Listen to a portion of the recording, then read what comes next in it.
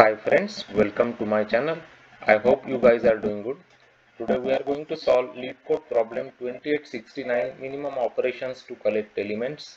So this is another interesting array based question. So I would like to discuss this question with some examples so you can easily and clearly understand logic as well as the solution for this problem. If you haven't already subscribed to this channel, please subscribe to this channel now. It really helps and supports this channel. On this channel, we create videos to help others in their coding and Java interviews. You will find more than 500 different varieties of solved coding problems available on this channel that includes important varieties such as BFS, DFS, graph problems, problems related to binary search trees, binary trees. You can also learn data structures on this channel such as queues, tags, priority queues, min heap, max heap, dynamic programming, recursion as well as memoization. So don't forget to check out the playlist. You will definitely enjoy those playlists and you will learn a lot from them. So let's start with this problem statement first. You are given an array nums of positive integers and an integer k. In one operation, you can remove the last element of the array and add it to your collection. Return the minimum number of operations needed to collect elements from 1 to k, right? 1, 2, 3, 4 to k. So that's what we want to find out. So we'll go through the examples. The nums.length can be maximum 50 as you can see in the constants, and the nums I will range between 1 to nums.length, and 1 is less than equal to k is less than equal to nums.length, right? So let's understand this problem better with some examples.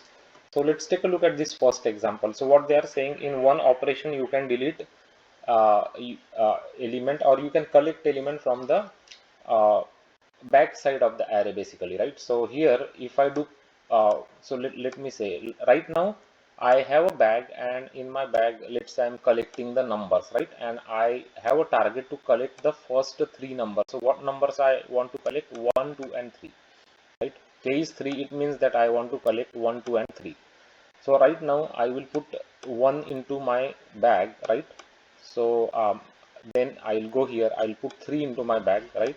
And my target is collect all of these 1, 2, 3, right? These three. So right now I only have 1 and 3, right? I'll go and I'll collect 5. I'll put it into my bag, let's say, right? And then I will go to 2 and I will put that 2 here into my bag. Now you will see that I got all the required elements that I'm looking for, right? I'm looking for 1, 2 and 3, and I got here 1, 2 and 3, correct? So how many operations did we do? We did 4 operations here, correct? 4 operations, 1, 2, 3, 4. So that is what we want to find out, right? That is what we want to find out. So you got it, right? So from backside you will start removing those elements, and you want to collect those elements as long as you will keep collecting as long as you get all these elements here, right? So k is equal to 3, it means that you want to collect 1, 2 and 3, right? So we actually were able to collect in 4 operations for the first one. Let's take a look at the second one now, right? So now we are planning to collect 1 and 2. So our target is to collect 1 and 2, right? Okay. So let's see how many operations we need for that. Let's say we have a bag and we want to put the elements into our bag. So I put 2, right, in the first operation. In the second operation I put 4, right? I don't have 1 and 2 yet. I only have 2. So I'll keep going, right? 5, I put 5 in my bag, right? Okay. Next time I put 1, I put 1 in my bag, okay. So now I have 1 and 2, right? My required elements are 1 and 2. 1 also I got, 2 also I got. How many operations we did? 1, 2, 3, 4, right? So that's what we want to find out. So 4 is the answer here, correct? So so I hope you are understanding this problem now clearly. So here is another bigger example, is third one, right? So in this case we want to collect 1, 2, 3, 4, 5, 6, right? So 1, 2, 3, 4, 5, 6 we want to collect. So let's see. So I'll take 2, right? I'll put the 2 into my bag. Then I'll go to the next one, 4. I'll put 4 into my bag. I'll go 5, 1. So I'll start putting it here, right? 5, 1. And then 3, 7, 6, right? I'll put 3, 7, 6 here. Okay, so now I want to collect 1, 2, 3, 4, 5, 6, right? Because k is 6. So I got all of them now, right? 1, 2, 3, 4, 5 and 6. So I got everything now. When I got, how many operations did we do? 7, right? 1, 2, 3, 4, 5, 6 and 7. So 7 operation it took us to get all the 1 to 6 elements, correct? So that is the minimum number of operations to collect these numbers. So this is what we want to find out. So now you understood this problem clearly, I hope, with this different examples. So now how can we solve the problem? So let's take a look at the first one, right? So what we can do to write our Java solution for this problem is, I'll take this k3, this value, and I will create a set. I will create one set of these values, right? So the set will have initially 1 to k values, right? 1, 2 and 3 values. So I'll put these values into my set in the beginning, right? Okay. After that, what I will do is I will start iterating through this array from the back side, right? So I will start iterating from this side. So whenever I go and find this element, 1 exists into my set. Yes, it exists. Then I will delete this element, right? And obviously every time I see a element, I'll create one counter and I'll increment the counter. So my counter is 1 now. I'll go to the next one. Is 3 there in my set? Yes, 3 is there. So I'll delete it. I'll increment my counter. So even if I don't delete, I will increment my counter. Okay. So 5 is there. 5 is not there in my set. Still I will increment my counter, because it means that I'm performing the operation. So my counter will become 3. After that, I'll go to 2, right? And I'll check if 2 is there in my set. Yes, 2 is there in my set. I'll delete the 2 and I'll increment my counter, right, to 4.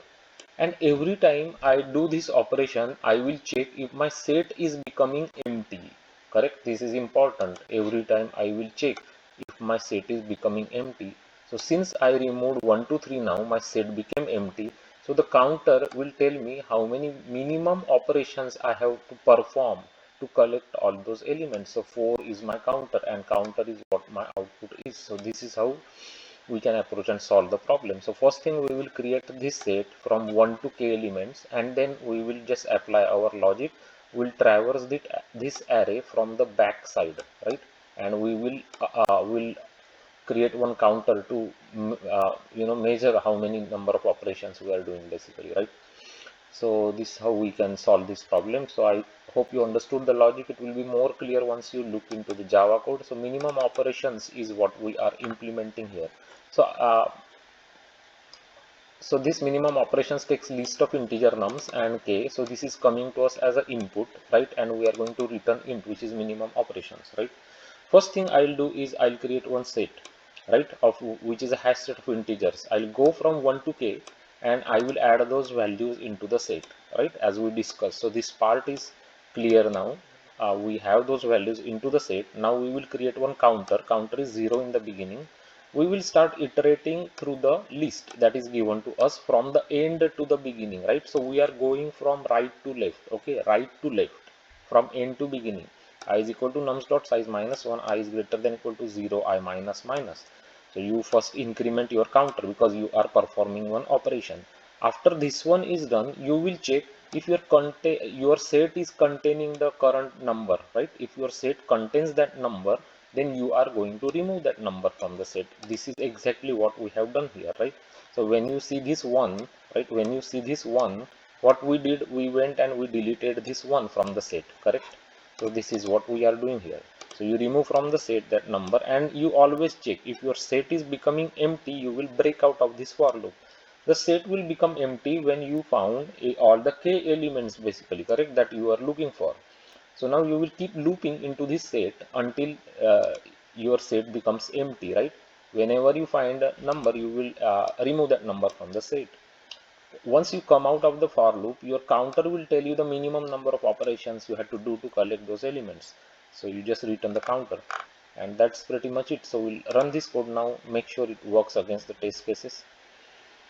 The test cases are passed. So this is the test case that I created. I just shown you this test case, the third one, right, that we saw. So case 6, we are getting correct output here. So we are now going to submit this code to the Leetcode, make sure the code gets accepted by the Leetcode. And as you can see, the code is successfully accepted by the Leetcode here. So this is how you can solve this problem on Leetcode. 2869 minimum operations to collect elements. So let's talk about the algorithmic complexity here. So we have a for loop here. So this for loop basically, right? So it means that you have n numbers in that list, then you are going to iterate n times there, right?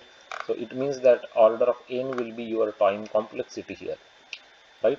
And provided k is smaller than n, right? Okay. And then you also have your space complexity because you are having a set here, right? So set, it means that you're holding the k elements into the set. So order of k will be your space complexity for this code. So this is how you can solve this problem and implement its Java solution. So I wanted to show you this with a couple of examples so that you can clearly understand this logic and this solution. So I hope these examples and whiteboarding session helped you understand this problem in an easier and better way. And if it did, then please give it a thumbs up to the video, give it a like to the video, subscribe to this channel. Your subscription is very important because that really helps and supports this channel. Here we create videos to help others in their interviews, Java interviews, coding interviews as well. More than 500 solved coding problems are available for you. You can use this channel to learn more about algorithms, how to apply them to solve different problems and different data structures, which are often asked in interviews. So make sure you check out the playlist. You will definitely enjoy those playlists. Lots of solved problems explained for you there.